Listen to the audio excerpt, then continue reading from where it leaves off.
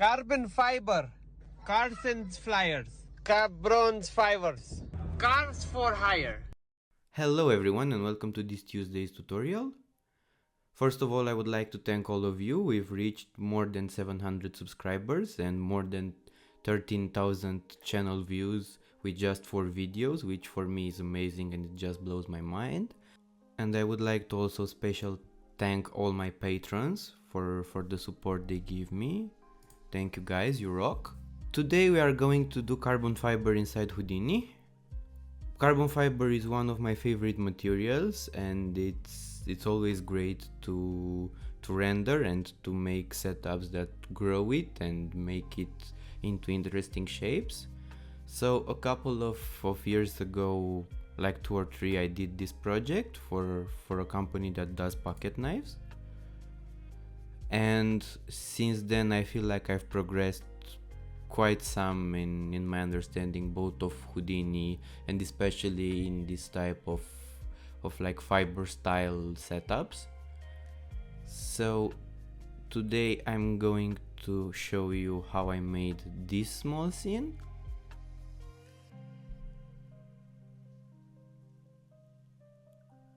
There's nothing crazy here, just a bunch of polylines that I copied around. So yeah, without further ado, let's jump into Houdini and get started on this.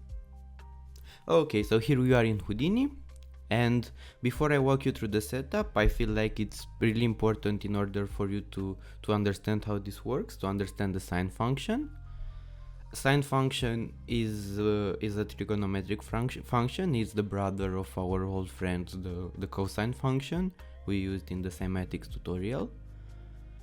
And its graph looks like this.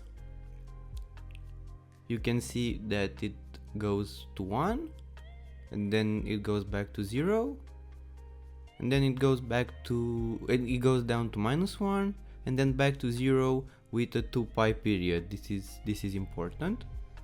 So if we take a line with enough points on it and we add a point wrangle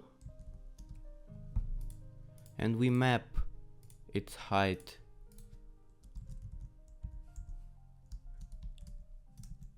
to the sine of its x-axis, okay, you can see this happens. So if we look at the graph, we will see that it goes somewhere close to 1. 1 is somewhere around here between pi over 4 and pi over 2. So if we want like a full complete oscillation of sine on our length of 1 unit, we'll have to multiply that 1 unit with 2 pi. So let's do that.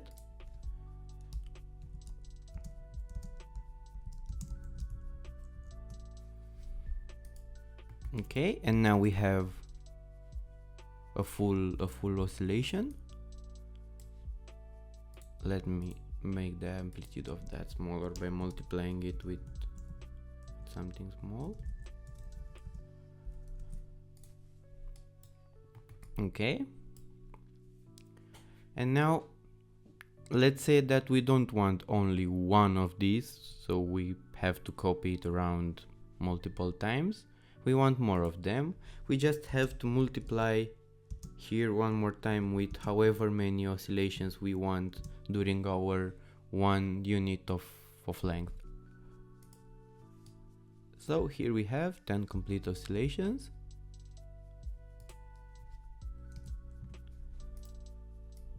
And this is going to be the basis of our setup. If we want to offset the beginning and end point of the oscillation, we can add a number here.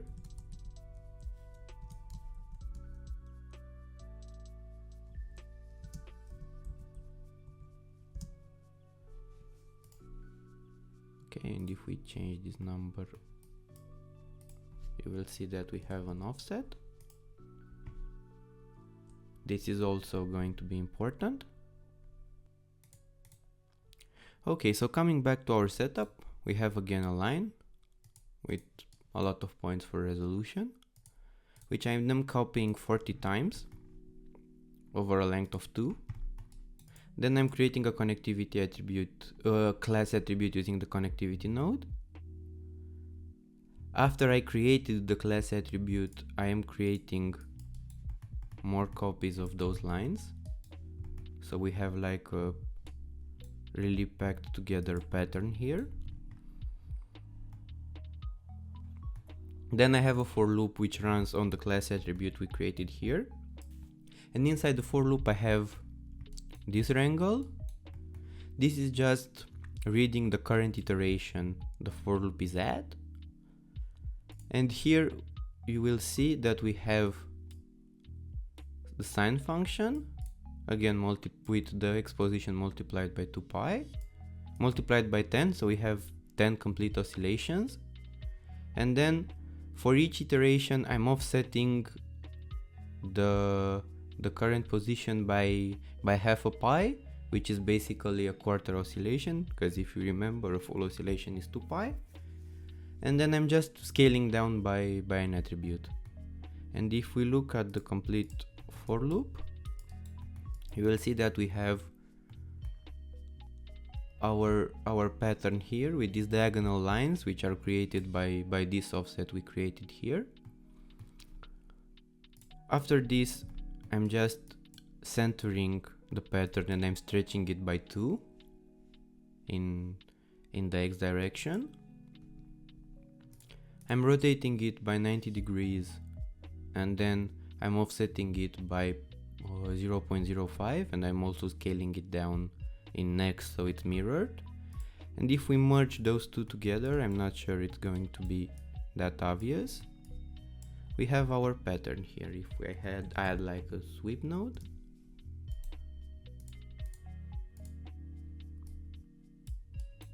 you can see that the carbon fiber pattern is here. We can control how flat or bulged it is by manipulating the scale.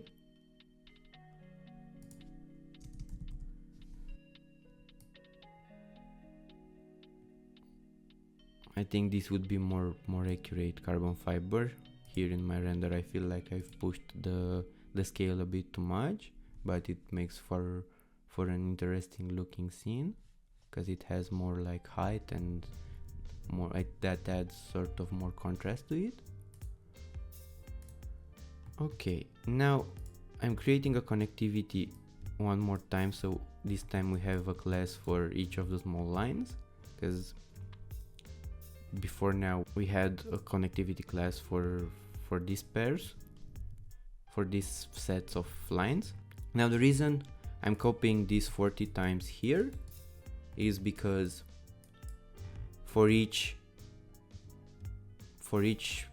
oscillation, and if you remember we have 10 oscillations here, for each of those 10 oscillations we want 4 perpendicular lines to come under and over the pattern when they are rotated. So 10 times 4 is 40, and here we have 2 because I don't want them to be rectangles, I want them to be stretched, so I'm stretching them by a factor of 2. Here in the second copy node you can increase the resolution by adding more lines here if you want to, but for what I've tested 30 seems to be the sweet spot, but you can always add more and make them thinner if you want to. And this number here is also important. If you remember, we have 10 oscillations, so each oscillation is 0.1 unit of length. So if we want to have 4 of them, this should be 0.25, right? But if you remember, here we are scaling everything by 2 in x, so this becomes stretched. So we also need this to be 2 times wider, so 0.25 times 2 is 0.05. And I divide this by the number of copies so that this length stays the same no matter how many copies I'm adding here. Here I'm just adding a connectivity node, so I have connectivity for each of the small lines, not the old connectivity which was for these pairings of 30 lines.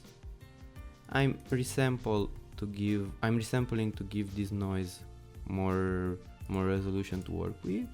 Then I'm adding some noise in order to create some realism here. Let me show you with the sweep. So this is with the noise, and this is with the noise off. You can see that we add some tiny imperfections here and there, which makes this more believable as a real material. Here I'm just creating a mask by fitting the length of the position between 0 and some number that I'm animating here, and I'm also using some noise for it to not be like a perfect circle.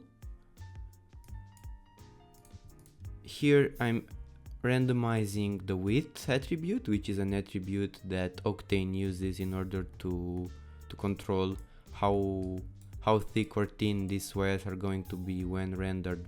Here I am adding some noise.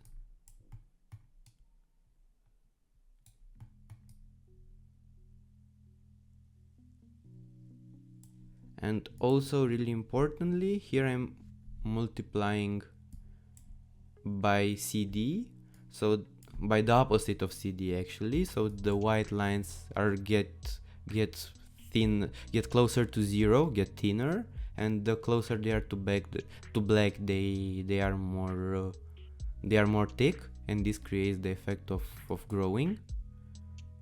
And inside here, if we look, I just have a couple of noises to make this look interesting. At the core there is a curl noise to make those weaving interesting patterns, but you know I like running noises through noises, so before I'm importing the position into the curl noise, I'm adding some alligator noise to it, and inside this alligator noise I'm offsetting each and every of the small wires by a small amount, because if I don't do this, you can see that this looks really fake and digital, whereas this looks more natural and organic. So these wires are sort of tangled and they slowly become untangled and form the pattern. So this is it. It's not like a crazy setup. I do understand that maybe the trigonometry part may be scary for some people, but I encourage you to make this setup and to play with it, because you will understand a lot about how to create this pattern and various patterns.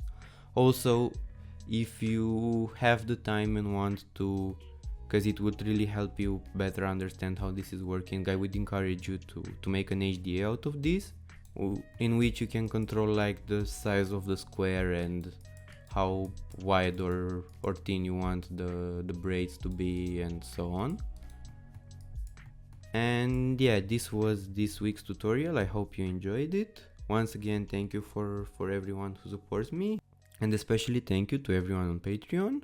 And until next week, see you on our Discord server, and thank you so much for watching. Bye bye.